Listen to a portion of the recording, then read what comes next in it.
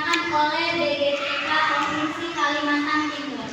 Hari ini Bapak Ibu, praktik baiknya akan saya implementasikan kepada Bapak Ibu sekalian. Sebelum itu Bapak Ibu, untuk lebih mengenal mengenai 7 jurus BK Hebat, kita akan bersama-sama mendengarkan dan mengikuti gerakan 7 jurus BK Hebat. Saya mohon kesediaan Bapak Ibu sekalian untuk berdiri.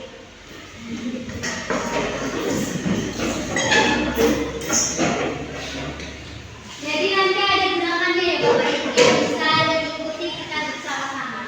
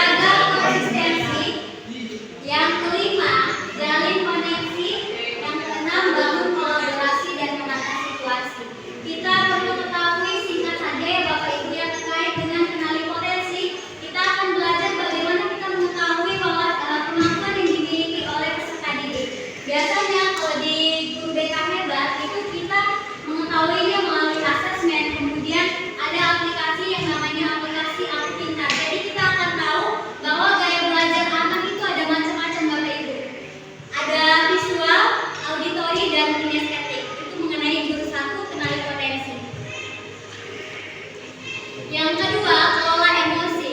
Dari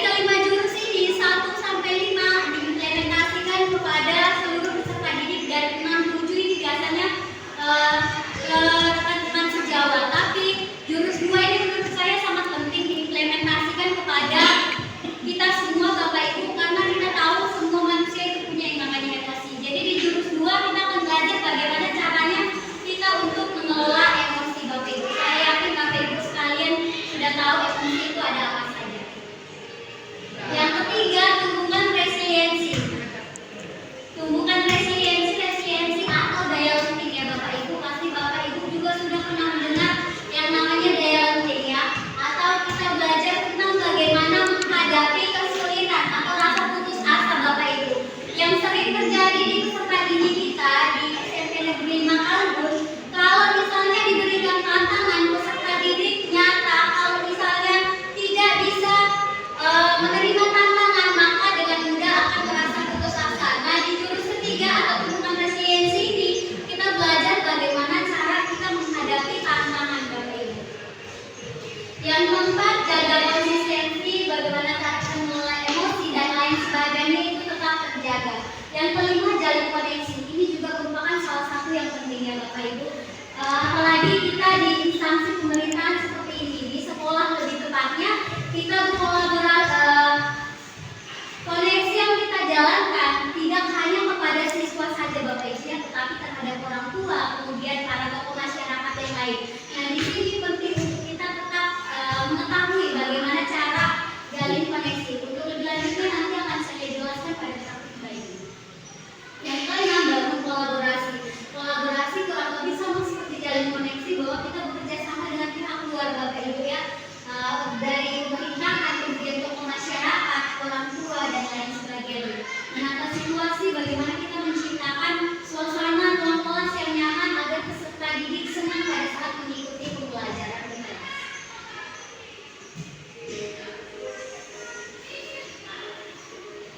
Selanjutnya Bapak Ibu, dalam implementasi 7 jurus BK hebat ini yang sudah kami ikuti kemarin, dalam model pembelajarannya kita menggunakan model belajar yang namanya AK.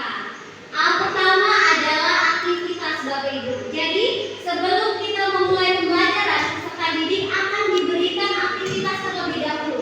Bebas aktivitasnya seperti apa saja. Misalnya Bapak Ibu,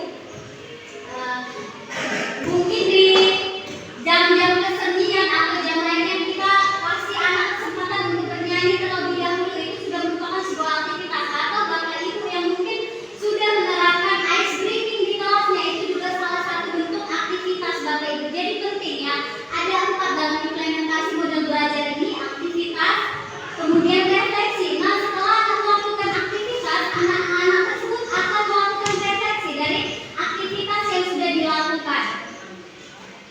Kemudian konsep. Nah, di konsep ini kita akan menjelaskan materi yang kita jelaskan itu sebenarnya apa dan kaitannya dengan aktivitas yang sudah kita lakukan itu apa. Jadi dari keempat ini semuanya punya kaitan Bapak Ibu. Dan yang terakhir, aplikasi, bagaimana anak menciptakan atau mengaplikasikan pada kehidupan sehari-hari dengan rencana yang akan dia lakukan Bapak Ibu.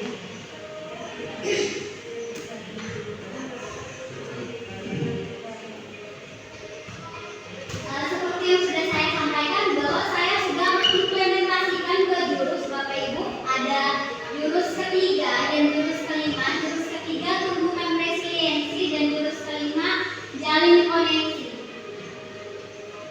Di dalam tumbuhkan resiliensi ini yang saya bahas terkait dengan daya lenting atau definisi dari resiliensi itu sendiri. Bagaimana peserta didik mampu menghadapi atau mengatasi tantangan yang didapatkan. Kemudian pola pikir anak dalam tumbuhkan resiliensi, implementasinya pola pikirnya dipengaruhi oleh 2 Bapak Ibu ya, ada fixed mindset dan growth mindset.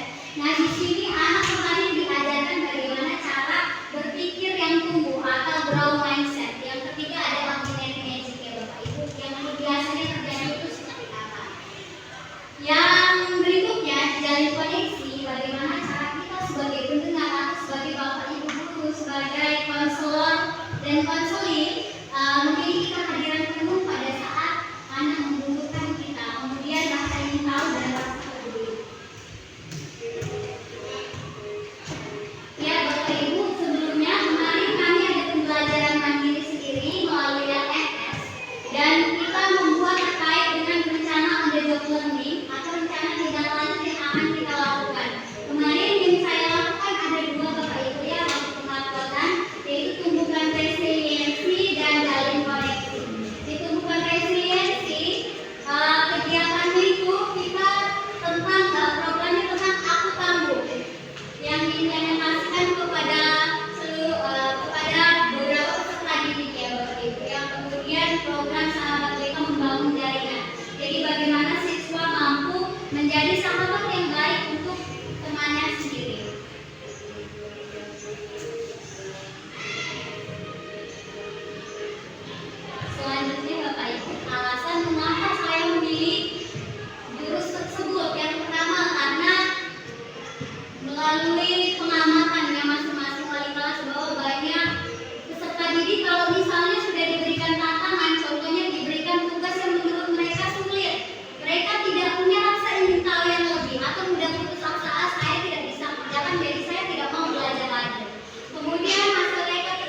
kekhawatiran ya Bapak Ibu, banyak peserta didik kita yang tiba-tiba saya mau pulang karena sakit padahal sebenarnya tidak sakit Bapak Ibu ya, itu bisa dilihat.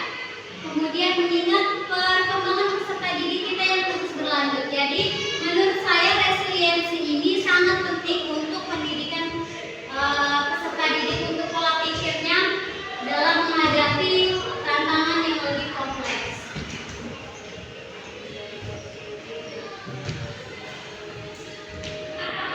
Iya Bapak Ibu, kemarin yang saya terapkan dalam resiliensi ini, di aktivitas pertama peserta didik saya ajak untuk membuat sebuah menara Bapak Ibu, membuat menara melalui flashcard.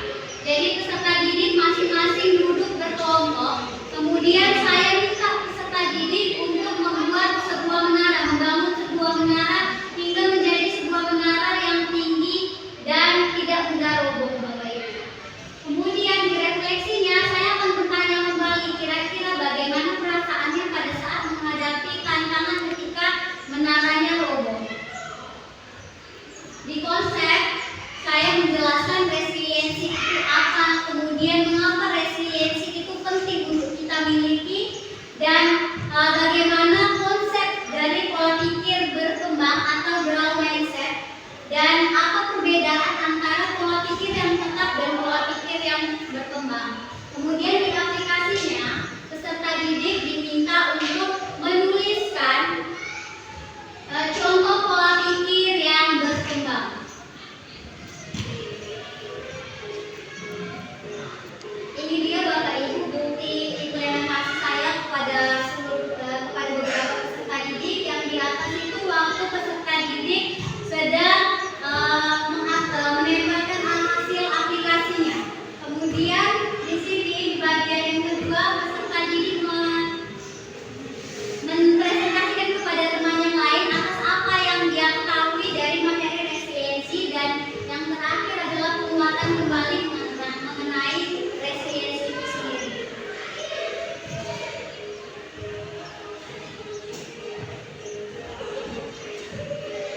Ini salah satu contoh Bapak Ibu kalimat growth mindset yang telah dilakukan peserta didik.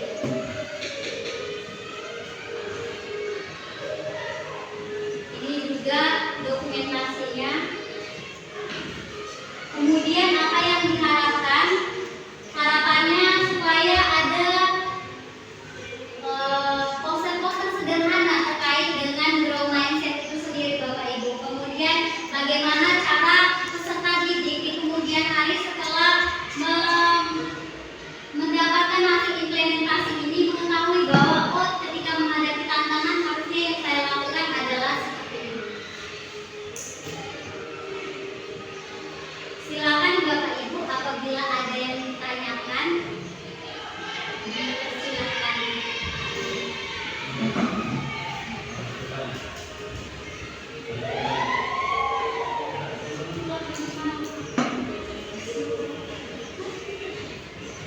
Oke, jika belum, kita lanjut Bapak Ibu ya ke praktik baik mengenai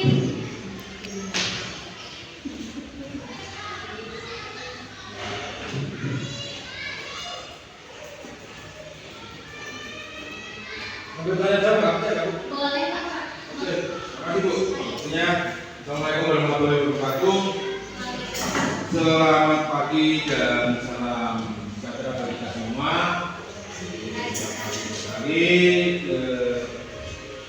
untuk praktek baiknya dari Bulan dan salah satu dari Utim ya, cuma beberapa tenaga pendidik pada kemarin yang dapat panggilan untuk kegiatan BIMTEK ya, yang diadakan oleh Bapak ya. Nah, itu namanya juga tidak salah itu sebagai fasilitator daerah dengan juga. Dan juga menutup kemungkinan bisa nanti Bapak Ibu juga mempraktekkan dari hasil ulang kegiatannya BIMTEK-nya yang diaplikasikan ke peserta didik kita. Yang intinya kalau saya tanggap itu sebenarnya untuk bagaimana yang nantinya juga lari ke ya, ke pembelajaran mendalam yang membuat anak-anak atau peserta didik itu senang dengan apa yang kita gagasan sampai nantinya.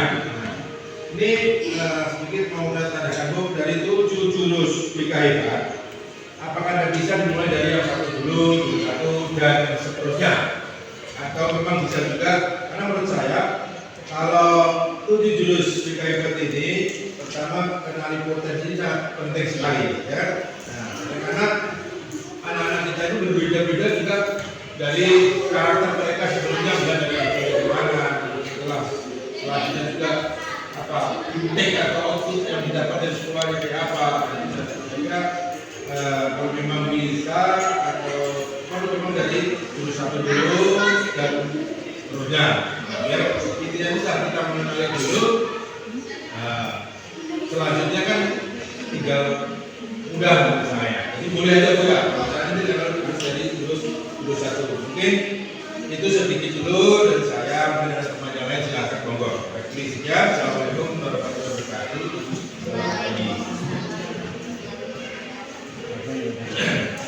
Oke Bapak Ibu, sedikit menambahkan ya Pak ya dari apa yang Bapak tanyakan. Jadi Bapak Ibu, dari ketujuh jurus ini sebenarnya sah-sah saja kita memulai dari mana ya Bapak Ibu ya. Apalagi di jurus 1 mengenai kenali potensi. Betul yang sudah disampaikan Bapak bahwa kita harus tahu terlebih dahulu bagaimana potensi peserta didik kita sendiri. Yang saya sampaikan di awal tadi Bapak bahwa apabila dikenali potensi, nanti kita bisa menggali lebih lanjut terkait dengan bagaimana gaya belajar yang dimiliki peserta didik. Jadi ada 3 seperti yang saya sebutkan di awal tadi Bapak Ibu. Ada gaya belajar auditory, artinya peserta didik lebih suka belajar ketika mendengarkan Bapak Ibu ya, dibandingkan dengan melihat. Ada peserta didik yang suka, oh saya biar saya lagi tulis tapi saya mendengar, saya tidak perlu melihat, hanya mendengar saja saya sudah bisa menangkap, oh pemahaman dari apa yang disampaikan adalah seperti ini. Kemudian ada yang visual, jadi peserta didik ada yang tidak bisa belajar jika Bapak Ibu tidak tampilkan yang seperti ini atau tidak ada praktek langsungnya. Jadi ada peserta didik yang tidak akan bisa mau dijelaskan sebaik apapun dengan versi kita, tapi jika tidak ada sesuatu yang menarik untuk dilihat maka kita tidak akan nyampe ke peserta didik. Yang ketiga kinestetik Bapak Ibu ya. Di kinestetik ini anaknya lebih aktif. Mungkin saya rasa anak-anak kita kurang lebih banyak yang kinestetik di sini ya, karena belajar sambil bergerak, berjalan kemana-mana. Nah, itulah yang perlu kita ketahui pada kenali potensi Bapak Ibu ya. Kurang lebihnya seperti itu. Kenapa satu lagi tadi mungkin kurang lupa saya sampaikan Bapak Ibu. Kenapa ini harus saya implementasikan? Tidak ada Bapak Ibu yang bertanya apakah di formalitas saja Bu Yolan datang menyampaikan ke kami untuk tugasnya. Tidak ada yang bertanya kenapa saya harus mengimbaskan ke Bapak Ibu sekalian.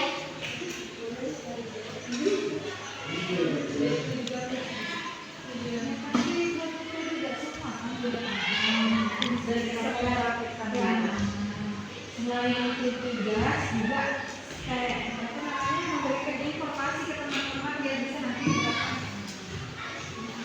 Ya, kurang lebihnya seperti itu ya Bapak Ibu. Apalagi sekarang ada tugas baru yang namanya guru wali. Nah, semua itu berkaitan Bapak Ibu. Jadi seluruh Bapak Ibu guru diharapkan bisa memiliki yang namanya jurus PKIK.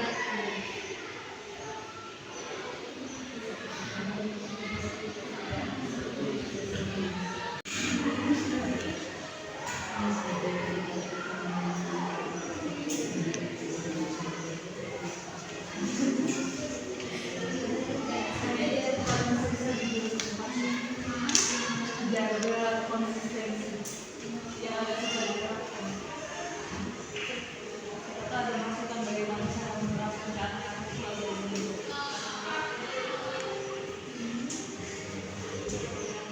Ya.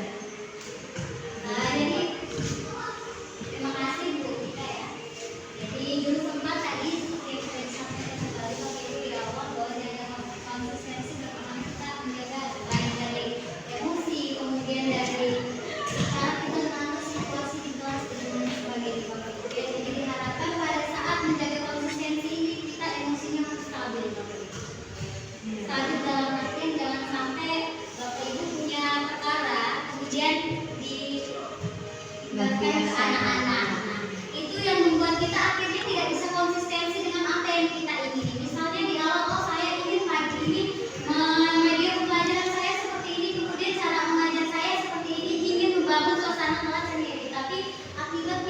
bisa menerapkan dikelola emosi tadi, maka dari itu konsistensi ini tidak akan berjalan Bapak Ibu ya. Jadi kembali lagi bagaimana kita menjaga konsistensi dalam diri terlebih dahulu Bapak Ibu ya, baru bisa menjaga konsistensi kita.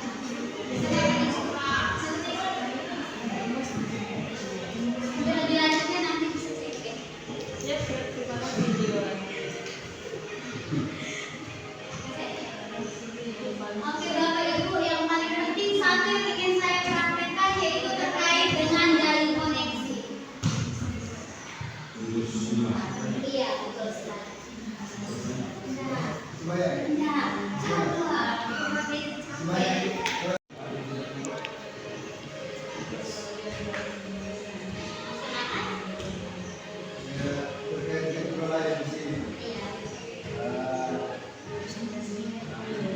namanya kita manusia pasti punya emosi semua. Menurut percaya saya, ada nggak pengalamannya bulan untuk bisa mengatasi emosi kita ini? Obat yang paling ampuh pada saat itu apa? Oke, luar biasa. Emosi kita itu bisa terkendali. Oke, luar biasa sekali pertanyaannya ya ini. Bagaimana?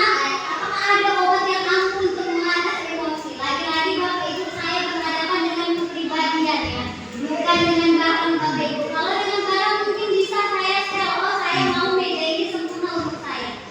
Tapi saya berhadapan dengan kepribadian, di mana hanya orang itu sendiri yang bisa mengendalikan dirinya Bapak Ibu. Saya mungkin bisa mengarahkan Bapak Ibu, tugas saya kembali lagi sebagai ibu BK. Saya bukan untuk menyelesaikan masalah peserta didik, tapi saya di sini sebagai ranah untuk mereka ya Bapak Ibu, bagaimana untuk mengarahkan mereka. Bukan saya yang menyelesaikan lagi-lagi, peserta didik sendiri yang akan menyelesaikan. Begitupun dengan pertanyaan Bapak yang begitu luar biasa, apakah ada obat yang ampuh terkait dengan emosi Bapak Ibu? Yang tahu tentang diri kita sendiri adalah kita sendiri Bapak Ibu. Jadi kalau misalnya mungkin Bapak Ibu lagi punya problem di rumah, silakan boleh masuk ke ruang BK kalau memang butuh teman curhat. Kalau misalnya Bapak Ibu sedang Konsultasi. sebelumnya tidak terkomunikasi Nah, maksud saya juga lagi. Namanya saat situasi apapun kita lagi dari luar dari bayangan kita sebelumnya, kejadian kita sebelumnya, yang walaupun kita ada problem sendiri, tiba-tiba mendadak dan berhadapan langsung pada saat itu, apa yang adalah ada obat apa tips yang paling ampuh biar emosi kita itu bisa terkenal secepat itu juga. kita sharing ya Bapak Ibu ya sifatnya ya. Kalau misalnya saya biasanya pendekatan yang saya lakukan bagaimana mengatasi emosi seketika yang ada ketika sedang mengajar di kelas. Saya akan cari tahu dengan diri saya sendiri Bapak Ibu ya, sebelum masuk kelas itu pasti saya tahu. Saya yakin Bapak Ibu semua pernah melakukan yang namanya refleksi. Karena kita selalu menghadapi tantangan setiap harinya. Misalnya pagi sebelum berangkat kita ada yang banyak bocor, kemudian ada yang anaknya tiba-tiba nangis, ada yang macet dan lain sebagainya Bapak Ibu banyak ya. Nah kemudian yang seperti ditanyakan Pak Yo barusan, kalau misalnya waktu mengajar suasana hati kita sebenarnya baik, tapi tiba-tiba ketika di kelas hancur seketika. Apa yang kita lakukan? Kira-kira dari Bapak Ibu sekalian pernah nggak mengatasi emosi di dalam kelas? Ada Bapak Ibu?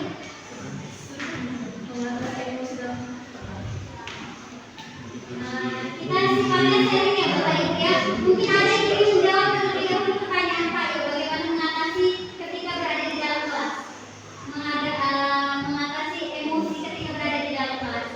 Ada yang ingin sharing Bapak Ibu? Biasanya kalau sharing atau praktik baik lebih ya silakan. Terima kasih ya Bapak Ibu. Sangat menarik sekali dan kita semua pasti punya emosi. Ya. Terima kasih. Memang menarik sekali ini. Ini saya bukan di kelas, di sekolah ini saya ini. Dan ini saya memang berusaha seperti ini. Kayak apa saya jangan sampai nganak, jangan sampai saya ingatkan ya. Kalau saya ingatkan ya kalau Bapak mau marah ya. Itu dari situ saya mulai belajar untuk tidak emosi dan bahkan tidak akan istilahnya marah saya lakukan. Tapi untuk tindakan yang itu setelah itu tidak ada. Saya berusaha untuk itu. Dan itu saya coba kurang lebih hampir sebulan ini. Memang saya mau main, tapi saya tunda. Nah, dan juga terus terang aja yang kita lepas dari rumah semuanya. Mau diri untuk kesabaran diri sendiri itu yang saya lakukan. Mungkin itu aja. Terima kasih Bapak. Mungkin ada lagi dari ibu-ibu dari tadi yang bersuara masih Bapak. Mungkin dari ibu-ibu ada yang mau sharing. Nah, saya sih sekarang kita kan sekarang lagi sebenarnya sekarang kita lagi ini kan nama kita kembali ke kembali kita dan dalam sekarang itu kita. Sekarang kita sebagai sebuah film itu seorang guru yang menambahkan lebih. Itu maksud saya tadi. Maksud saya kalau dia tulis seperti itu, ada nggak tipsnya tertentu untuk biar emosi kita itu bisa terkendali? Sampai contoh begini, ada satu negara yang kalau orang melakukan korupsi, tipsnya paling pertama ini ingatkan anaknya dan keluarganya agar dia ingin korupsi tidak terjadi. Karena tips yang pertama dia pikirkan bagaimana nasib anak dan istri dan kalau dia masuk penjara. Itu maksud saya kalau kita dulu biar kalau emosi itu bisa terkendali, apa yang obat itu gitu. Biar emosi kita dengan membayangkan sesuatu seperti ini, emosi kita itu bisa terkendali.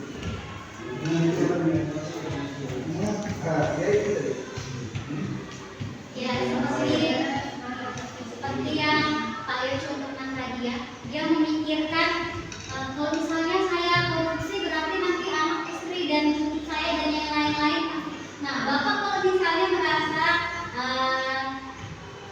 ingin membayangkan cara mengatasi emosinya adalah dengan membayangkan, silakan Pak ya. Karena kembali lagi yang saya tekankan di awal, saya berhadapan dengan kepribadian bukan dengan barang Bapak Ibu ya. Jadi yang tahu betul bagaimana itu adalah Bapak Ibu sendiri. Mungkin di sini saya bisa bilang, oh Pak Yo yang perlu Pak Yo lakukan adalah tarik nafas dalam-dalam, tinggi-tinggi, panjang-panjang supaya tidak mudah emosi. Mungkin saya bisa sampaikan seperti itu. Tapi belum tentu Pak Yo merasa itu sesuai dengan apa yang Bapak inginkan. Seperti itu kurang lebihnya. Karena kita berhadapan dengan kepribadian Bapak Ibu ya, bukan benda sekali lagi. Kepribadian mungkin bisa kita arahkan tapi tidak bisa berubah sesuai dengan apa yang kita inginkan. Biasanya di kelas saya pada saat tiba-tiba terjadi emosi, maka saya akan merefleksi, kembali lagi refleksi ke dalam diri. Oh, kalau misalnya refleksi kan bebas ya Bapak Ibu ya, mau apa saja. Misalnya Bapak Ibu merefleksikan, oh saya hari ini tadi saya dari rumah datang dengan tujuan mau mengajar dan lain sebagainya, tapi tiba-tiba dibikin emosi. Kira-kira refleksinya Bapak Ibu itu apa? Menanyakan kembali Bapak Ibu ya ke dalam diri. Kalau misalnya saya seperti ini, maka habis selesai dari sini, selesai dari kelas ini yang akan terjadi adalah seperti ini. Saya ingin Bapak Ibu sekalian juga lebih paham tidak ada di kelas seperti apa ya. Kalau misalnya mau ditanya rumus yang gitu atau jurus yang gitu atau obat yang paling ampuh itu apa, setiap orang berbeda. Bisa belajar dari apa yang sekiranya membuat Pak Yo, oh pada saat emosi saya tarik nafas, contohnya seperti saya tadi tarik nafas kemudian merefleksikan ke dalam diri saya lagi, kemudian seperti yang disampaikan Bapak tadi berdoa dan lain sebagainya. Kemudian emosi itu ada macam-macam Bapak Ibu ya, tidak hanya marah melulu, emosi ketika bahagia, emosi ketika merasa tercengang dengan kelakuan peserta didik dan lain sebagainya. Kira-kira seperti apa Pak Yo? Mungkin ada tambahan dari Pak Aldi.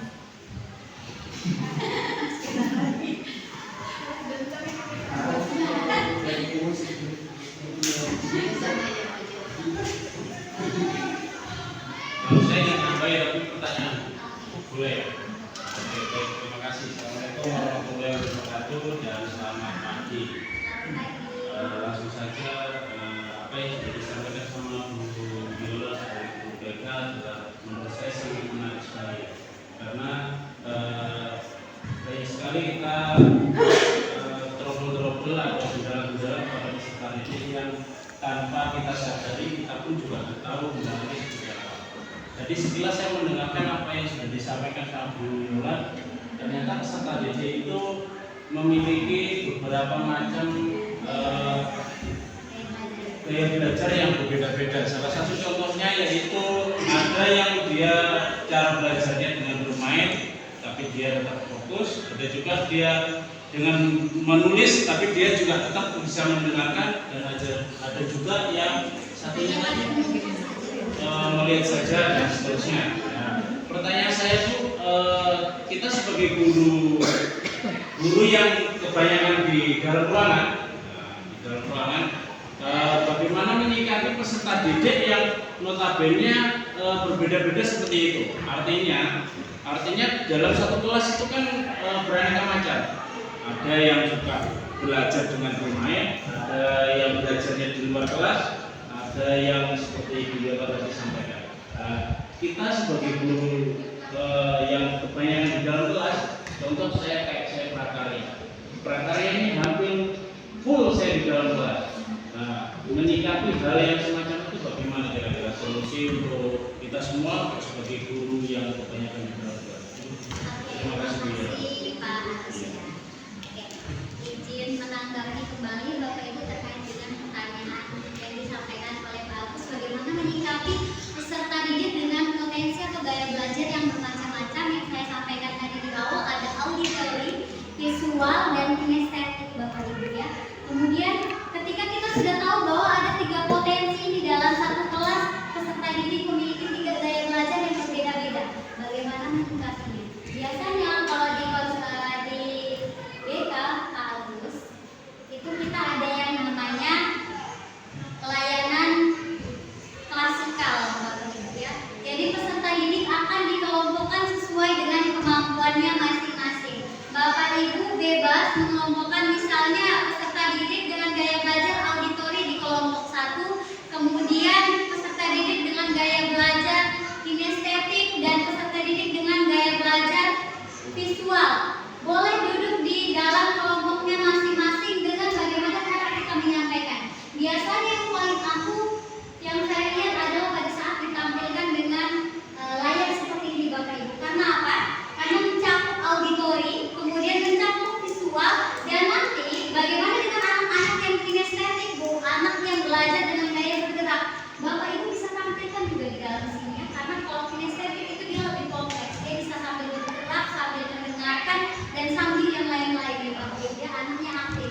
Bapak Ibu bisa tampilkan yang seperti ini. Yang auditori akan merasa masih tetap belajar karena dia bisa mendengarkan Bapak Ibu dari apa yang ditampilkan. Kemudian yang visual, karena melihat menarik, oh Bapak saya menampilkan pembelajaran hari ini yang ditampilkan di depan ada gaya prakteknya dan lain sebagainya, saya jadi lebih mudah mengerti. Kemudian yang kinestetik, oh ada pergerakan yang seperti itu. Kemudian Pak Agus nih suruh saya contohkan misalnya main volley, oh saya bisa sambil bergerak main volley.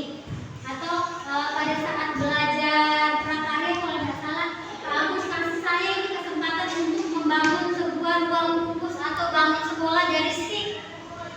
Nah, disitulah gaya belajar peserta didik kinestetik, kemudian auditori dan visual bisa diterapkan Bapak Ibu. Jadi banyak aktivitas sebenarnya, tergantung bagaimana cara kita menyikapinya kembali. Menurut saya yang paling bagus sejauh ini ditampilkan seperti ini karena ada visual, kemudian ada auditori dan kinestetiknya, nanti ada praktik baik. Makanya maka dari itu di dalam jurus BK hebat ada metode AK supaya dari kenali potensi tersebut peserta didik merasa oh saya terpenuhi semua nih gaya belajarnya. Di awal sebelum pembelajaran kita melakukan aktivitas, nah yang kinestetik bakal senang karena gerak-gerak, yang auditori juga senang karena mendengarkan, oh sebelum belajar saya sudah dengar ini lagu atau musik yang menyenangkan. Kemudian yang visual juga sudah senang karena apa? Sudah melihat oh ada gerakan yang menarik di depan, ada layar yang menarik di depan. Kurang lebih seperti itu Pak Agus. Sudah Bapak Ibu?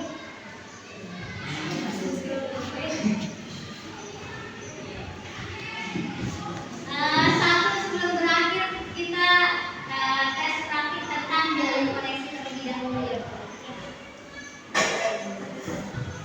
Misalnya seperti saya, profesi saya adalah sebagai guru BK, di sini saya juga sebagai konselor dan orang yang akan mendengarkan berbagai macam curhatan, berbagai macam cerita dari peserta didik ya, konselor dan konseling. Nanti akan ada praktik baiknya terkait dengan bagaimana cara kita menyikapi peserta didik. Jadi tidak hanya bisa dilakukan oleh guru BK, mungkin bapak ibu yang lain juga bisa melakukannya.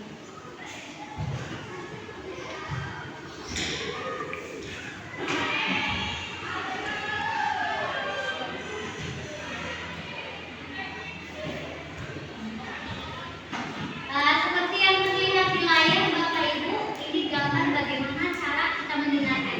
Sebelumnya saya ingin Bapak Ibu berpasang-pasangan terlebih dahulu mendengarkan diskusi saya ya.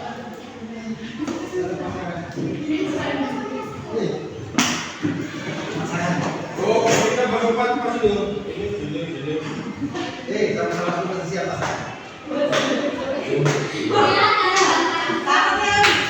Oke.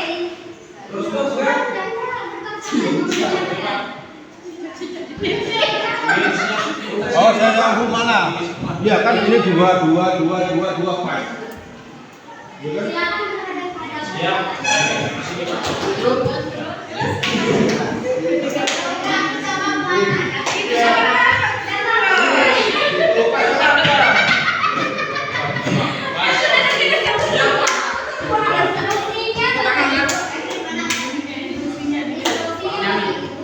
Silakan salah satu dari Bapak Ibu, salah satu ya, karena berpasang-pasangan salah satu dari Bapak Ibu memberikan kupingnya kepada temannya, kemudian temannya silakan bercerita apapun itu.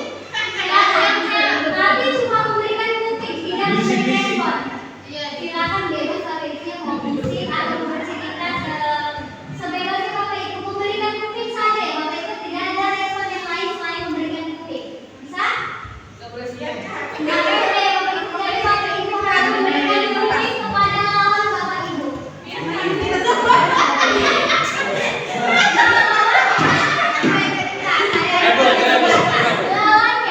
Lawannya bercerita Bapak Ibu, tapi Bapak Ibu yang lain hanya memberikan kuping saja. Mendengarkan.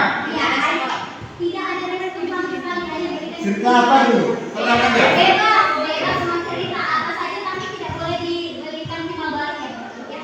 Hanya cerita aja. Silakan Bapak Ibu. Video itu belakang. Mulai. Mulai. Tidak usah tidak perlu. Cerita peda aja. Oke, sudah Bapak Ibu. Oke, sudah ya. Janjinya. Sudah ada kayaknya panjang ya. Sudah Bapak Ibu.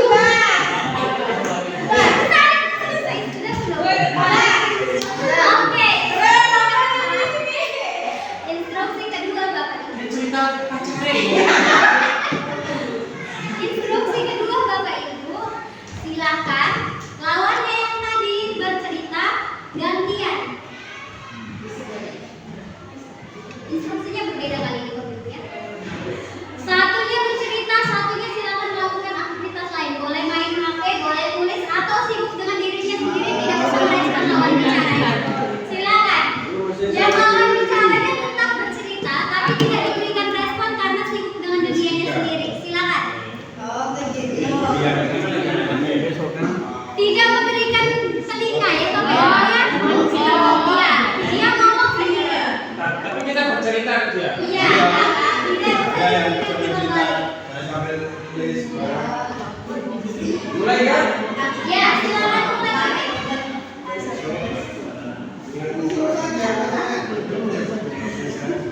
Cerita saja tidak usah direspon ya.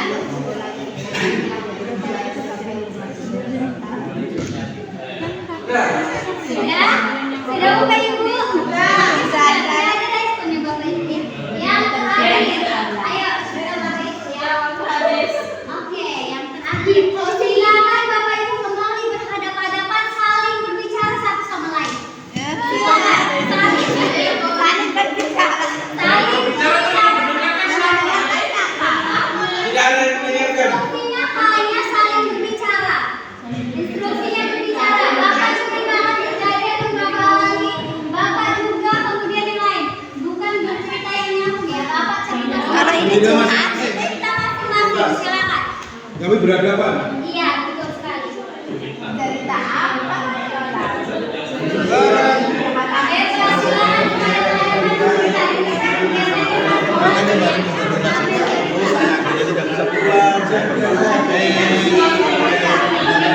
Makanya bawa baju putih.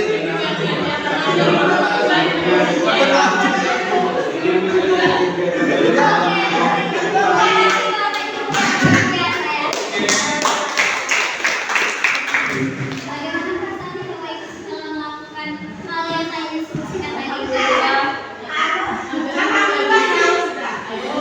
Kira-kira Bapak Ibu, dari ketiga ronde yang sudah kita lakukan, di awal hanya memberi kuping, kemudian tidak memberikan respon, dan yang terakhir saling bercerita satu sama lain.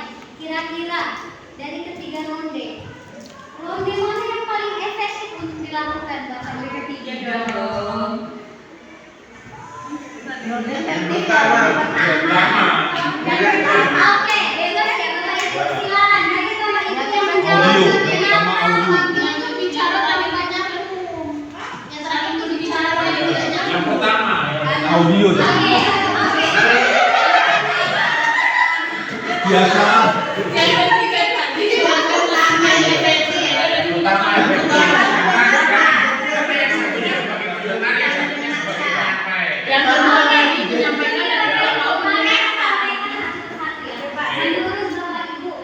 Menurut Pak Agus silakan. Menurut Pak Agus kira-kira yang paling efektif yang mana? Yang pertama, Alasannya? alasannya yang pertama, kalau yang pertama itu kita menceritakan karena orang yang keduanya mendengarkan dengan baik. Sedangkan yang orang menceritakan apa yang pengalamannya dia saat itu terjadi. Seperti itu. Oke, terima kasih. Masih ada yang lain Bapak Ibu? Masih ada yang lain Bapak Ibu? Menurut Bapak Ibu? Masih ada yang lain? Kira-kira, saya tanyakan kembali ya Bapak Ibu. Kira-kira pada saat seperti yang kita lakukan di awal, Pak Agus dan Pak Yo contohnya. Pak Yo bercerita tapi Pak Agus hanya memberikan kuping. Kira-kira menurut Bapak Ibu saya perasaannya seperti apa?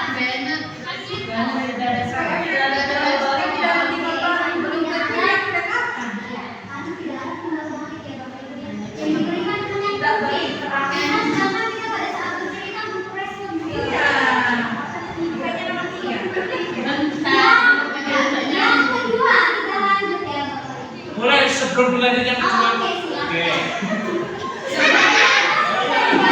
Oke. Kenapa kok jawab yang pertama? Karena pada saat Bu Yolan menginstruksikan ke kita tugasnya hanya cukup mendengarkan dan menyerahkan telinga, bukan merespon. Nah, itu. Tapi kalau disuruh mendengarkan terus merespon, baru kita respon tadi. Karena kan tadi instruksinya sesuai dari Bu Yolan, kita suruh menyerahkan telinga dan mendengarkan apa yang disampaikan teman sejawabnya. Oke, terima kasih. Oke, terima kasih. Maaf, bukan untuk bermaksud berdebat ya. Iya, iya, Pak. Yang kedua ya, Bu. Yang kedua tadi temannya bercerita, yang satu sibuk sendiri. Kira-kira perasaannya seperti apa, Bapak Ibu? Lagi-lagi perasaan yang ditanyakan. Yang jelas saya Yang terakhir, kita saling bercerita, Bapak Ibu. Perasaannya lebih luar biasa atau seperti apa, Bapak Ibu?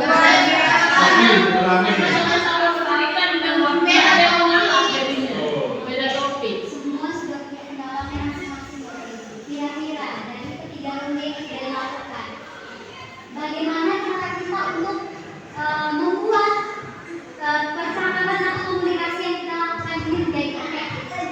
Kira-kira seperti apa? Ada ketiga yang menjadi efektif. Agar komunikasi kita menjadi efektif.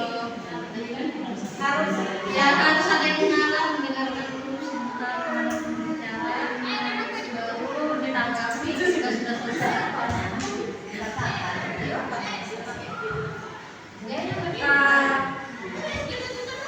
Bagaimana ketiganya itu bisa efektif? Yang pasti orang yang mengarahkan diskusi harus bisa mengarahkan apa tujuan yang ingin dia lakukan oleh peserta. Kalau kayak yang pertama, memberikan kuping, mendengarkan, dia harus merespon, berarti ada kerjasama. Terus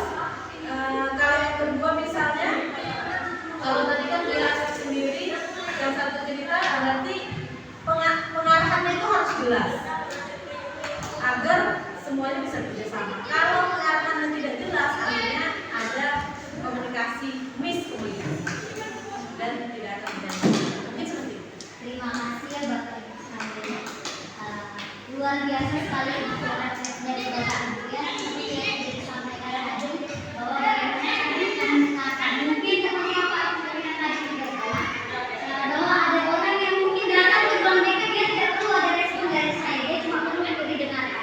Karena ada orang yang tidak perlu respon, dia cuma ingin menceritakan, meluapkan apa yang dia rasakan. Pasti Bapak Ibu sekalian punya teman atau lawan bicara yang seperti itu. Dia cuma ingin untuk didengarkan, tidak bisa direspon, tidak menjadi rasa. Kemudian bagaimana itu menjadi kompetensi? Kita harus punya yang pertama empati, kemudian rasa peduli dan saling memberikan timbal balik. Selanjutnya Bapak Ibu,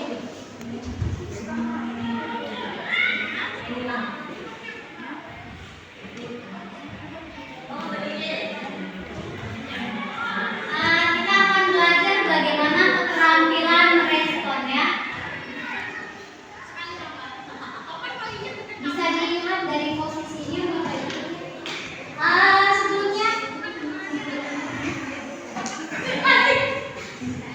lihat caring, artinya dia peduli sama lawan bicaranya, kemudian ada timbal balik. Selanjutnya saling berkomunikasi kembali ya, memberikan penguatan satu sama lain ya.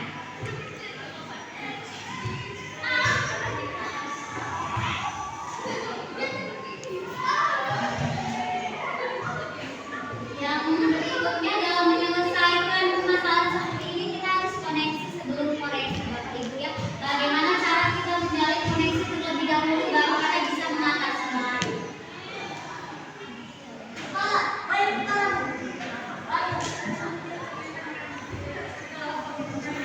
Ini di dalam judul mereka ya Bang, penyelesaiannya menggunakan segitiga restitusi Bapak Ibu. Jadi yang pertama ada menstabilkan identitas. Kita harus tahu terlebih dahulu lawan bicara kita. Kemudian kita validasi tindakan yang salah dan yang terakhir adalah menanyakan tentang keyakinannya.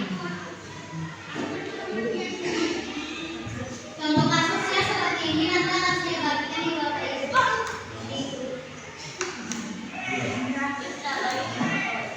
Terima kasih. Kemudian yang terakhir kita melakukan praktik ya Bapak Ibu ya.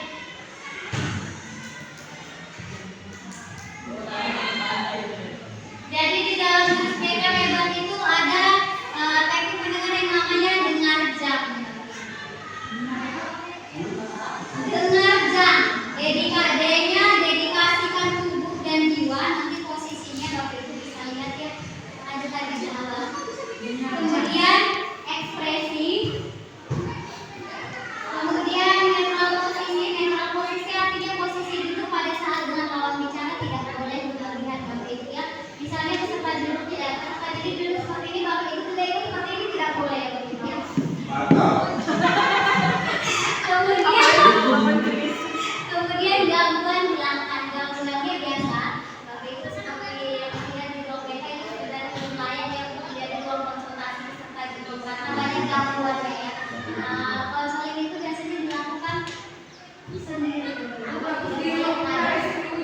Ada sendiri. Tidak boleh ada gangguan ya Bapak Ibu. Jadi ada pembatasnya memang. Ada ruang tamunya, ada ruang konselingnya seperti itu. Kalau kita kan hanya satu ya. Ada sendiri Pak. Ada satu-satu ini dapat bangunan ruang. Kemudian amati si pembicara, amati si pembicara dan kemudian respon. Dan pada saat lawan bicaranya berbicara tidak boleh dipotong. Ibaratnya mesin ya Bapak Ibu ya, ibaratnya mobil. Mesinnya menjadi penggerak, kemudian pada depannya sebagai tindakan yang belakang mempengaruhi.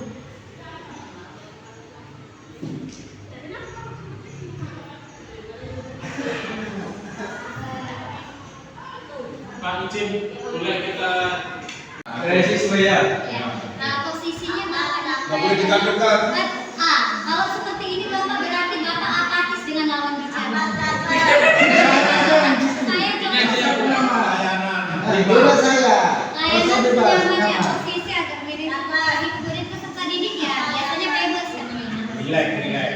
Kemudian posisi kaki juga jangan terlalu terbuka Bapak Ibu ya.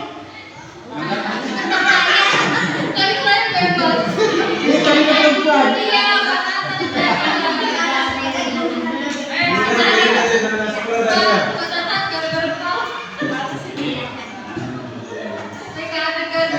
Tadi pagi saya Orang yang cerita. punya. Ya. Saya bangun karena lagi kesalahan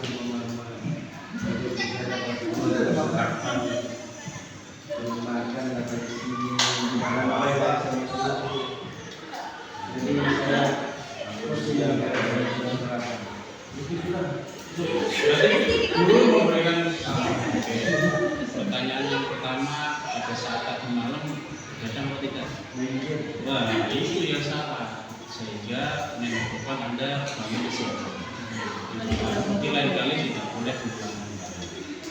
Terus yang kedua, jadi mungkin sarapan sama mama. Mungkin karena mama jengkel karena melihat anaknya bangunnya siang-siang terus. Mamanya anaknya main game terus bangunnya sehingga kesiangan. Jadi lain kali tidak boleh main game. Terus jam 9 sudah tidur sebagai pelajar, selebihnya baru yang lain hari dulu. Mungkin itu. Kurang lebih ya Bapak Ibu ya, nanti akan saya kirimkan kembali di WA grup sekolah kita. Oh ya, terakhir kita dengarkan bagaimana pengamat setelah mengamati apakah proses konseling yang berlangsung ini sudah sebagaimana mestinya. Apa yang kurang kira-kira dari pembicaraan yang dilakukan? Silakan Bapak pengamat. Apanya? Ya, dari segi postur, oh ini kurang, seperti ini harusnya seperti yang kita ketahui tadi. Kemudian respon atau timbal balik, apakah sudah mencapai tujuan akhir dari permasalahan peserta didik atau belum? Silakan. Yang pertama dari posisi duduk ya. Kepala sekolah. Yang pertama dari posisi duduk, ya walaupun antara guru dan murid tetap harus ada jaga jarak. Dari posisi duduk terlalu berdekatan. Andaikan saya sudah dengan lawan jenis kalau duduk seperti ini dengan ruang tersendiri, ruang tertutup, itu yang saya pakai. Gitu. Itu dari segi posisi duduk. Gitu. Curiga. Bukan. Sensitif pikirannya ini.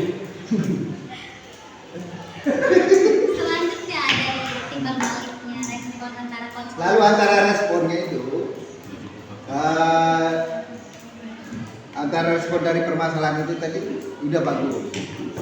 Hanya kita memberikan juga terkait dengan kalau memang dia tadi karena bermasalahnya karena penyebab masalah utamanya tadi dia ada dengan menggunakan handphone itu untuk main gadget, kita memberikan penjelasan kepada dia dengan kalau kita melakukan dengan gadget gitu setiap hari kita akan memberikan arahan di pemahaman kita tentang dampaknya begitu. Dampak kalau kita main gadget terus setiap hari itu kepada anak harus kita jelaskan gitu. Mungkin itu aja dari saya. Oke, luar biasa Bapak Ibu, terima kasih atas praktek yang sudah